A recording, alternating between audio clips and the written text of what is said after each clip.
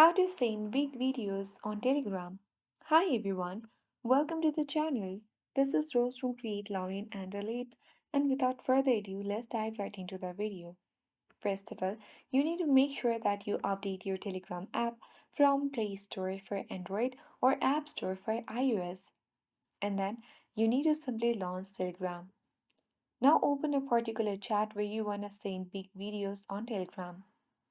Tap on paperclip icon at bottom right corner and simply choose the video that you want to send. After that, you need to simply compress the video with the help of the compressed video option if available. And after that, you can tap on the send button at bottom right corner of the screen.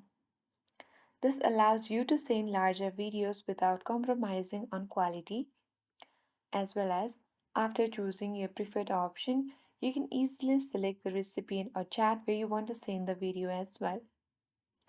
Telegram will take care of rest even if the file size is large. And that's how you successfully send big videos on Telegram. I hope this guide was helpful.